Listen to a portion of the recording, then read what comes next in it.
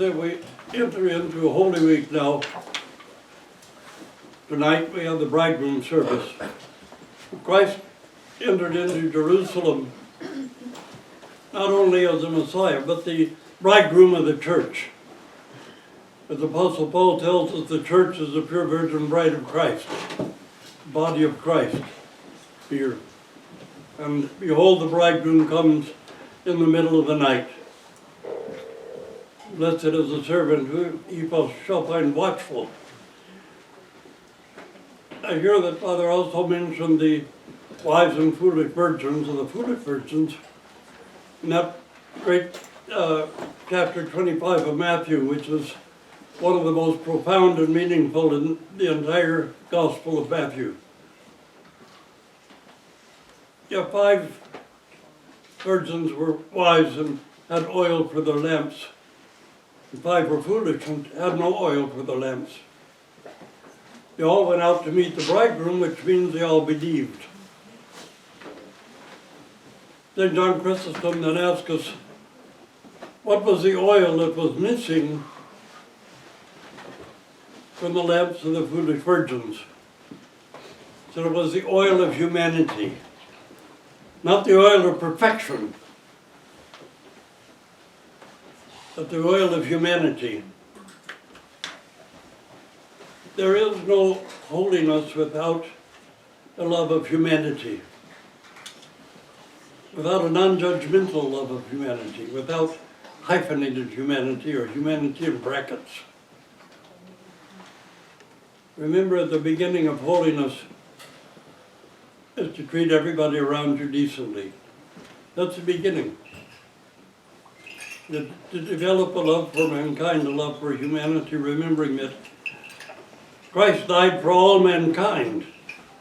The fact that not everybody will turn to him and receive the redemption that he offered. But he offered it for all mankind, all humanity, without brackets, without hyphens, without parentheses, all mankind. Do we enter into this Holy Week? Look carefully at our own humanity, our own love of humanity, our own regard for humanity, our own acceptance of our own humanity. There's no human being that you can look down on. There's human beings who can look straight across eye to eye. And if we have the true ascetic eye of the Orthodox Church calls us to, we can look upon the lowliest without pity, perhaps with compassion, but without the condescension of pity, without the condescension of judgment or such things. The prophet Micah tells us what God says what is good. Yes. To act with justice, to love mercy, and to walk humbly with the Lord your God. Not to walk arrogantly among your brothers and sisters, not to walk arrogantly among humanity, but to walk humbly before the Lord your God. Metropolitan Anthony, the great hierarch, one time said, everyone says, be humble, O man, before God. But no, be humble, O man, before one another, before humanity, as well as God. And now entering into Holy Week, to think and try to contemplate what all of this week means, what all of these services this week means to us. And try to participate as best you can in these services. We'll try to put them on the video for those who want to watch them at home, but that's not the same as gathering together with your brothers and your sisters in the body of Christ in a bond of love and a bond of humility toward one another, to share in the great proclamation of all these divine services, and let them enter into our heart as we gather together with one another, to stand before the throne of glory here and to receive what God has prepared for us and what the Holy Church has given us in these divine services to share together. Today is the 5th anniversary of the falling asleep of Father Mircea Mother Maria.